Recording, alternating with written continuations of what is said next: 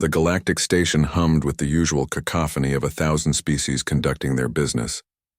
Captain Mira Solon moved through the crowded marketplace with practiced ease, her human frame unremarkable among the towering Vaxil traders and the chittering Thessian merchants.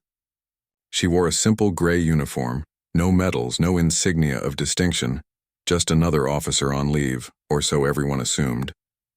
The crew aboard the Celestial Dawn knew her as their captain, nothing more. She was competent, fair, and unusually calm in crisis situations, but beyond that, she kept to herself. She never spoke of her past, never mentioned her service record, and certainly never corrected anyone's assumptions about her rank. It suited her just fine. Mira paused at a fruit vendor's stall, examining the iridescent globes that promised flavors from 3 different star systems. The vendor, a 6-armed Quellan, chittered eagerly in broken universal. "Fresh, yes, yes. Very good for human digestion." She smiled politely, reaching for her credit chip, when a commotion erupted near the station's central plaza. The crowd parted like water, revealing a small figure stumbling through, a Krell cub no more than a juvenile. With charcoal gray fur and distinctive crimson markings along its spine, the Krell were apex predators from the outer rim, standing nearly 3 meters tall at full growth with retractable claws and bioluminescent patterns that could hypnotize prey. Their reputation preceded them, fierce, proud, and utterly dominant in their sector of space. Even their cubs commanded respect through instinct alone, but this one looked lost. Mira watched as station security, a trio of armed Vaxil guards, approached cautiously. The cub's ears flattened against its skull and a low growl rumbled from its throat. The crowd backed away further. "Remain calm," one guard announced through a translator. "We will contact your pride family." The cub's eyes, brilliant amber with vertical slits, darted around wildly. Then they locked onto Mira. She didn't move. The cub bolted toward her, weaving between startled aliens, and before anyone could react, it had pressed itself against her legs, trembling. Its claws, still small but sharp, gripped her uniform pants. The guards froze. The crowd gasped. Contact between species was common, but Krell cubs were notoriously selective.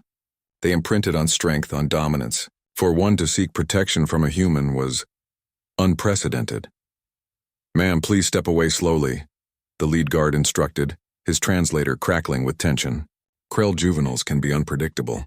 Mira looked down at the cub. It stared up at her with those impossibly large eyes, and something in her chest tightened. She'd seen that look before. On soldiers too young for war, on refugees fleeing persecution, on anyone who'd been abandoned by the universe. She knelt slowly, bringing herself to the cub's eye level. "Hey there," she said softly in universal. "You're okay. What's your name?" The cub's growl faded. Its bioluminescent markings flickered, a sign of distress in Krell physiology. "Rurk," it whispered, the word barely audible through its translator implant. "Rurk," Mira repeated, her voice steady and warm. "That's a strong name. Where's your family?" The cub's ears drooped. "Gone. Transport left. I was exploring. They didn't wait." Mira's jaw tightened. She'd heard stories of Krell pride families, strict, hierarchical, brutal in their efficiency. A cub who wandered too far was considered weak, unworthy. They wouldn't come back. "They left you," she said quietly. Rurk nodded, and something broke in that small gesture. The guards moved closer. "We'll take it to the juvenile holding area until—" "No." The word came out harder than Mira intended. The guard stopped.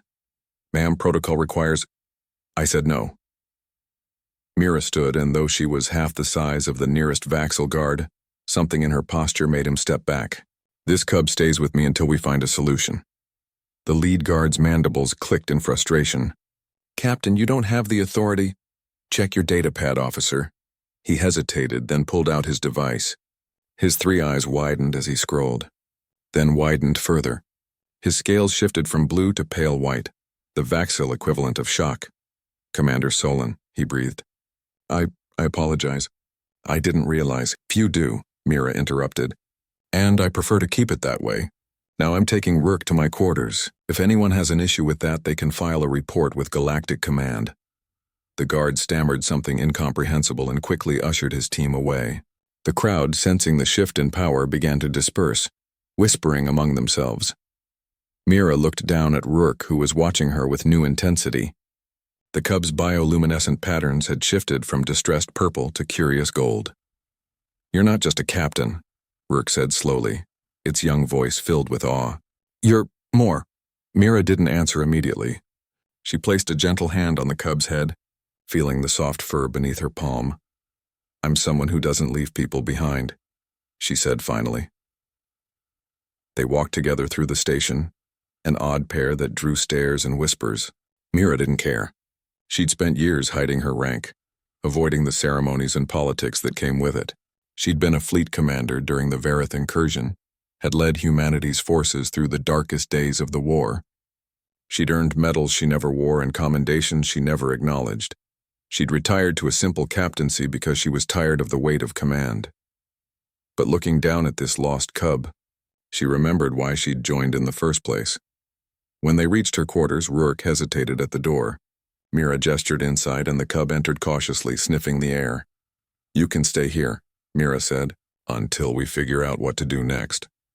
Rourke turned to face her, and in that moment something shifted in the cub's eyes. Recognition, perhaps, or instinct. The Krell were predators, but they understood hierarchy better than any species in the galaxy.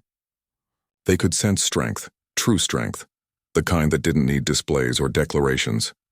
"Can I be yours now?" Rourke asked, the question so simple and innocent it nearly shattered Mira's composure. She knelt again, meeting those amber eyes.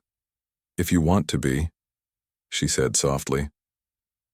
Rourke's bioluminescent markings blazed brilliant gold: joy, acceptance, belonging. The cub pressed its forehead against hers in the traditional Krell gesture of pack bonding. And in that quiet moment, on an anonymous station in the vast expanse of space, a human commander and a predator cub formed a bond that would be spoken of for generations. No one had realized the human's rank, but everyone would remember her name.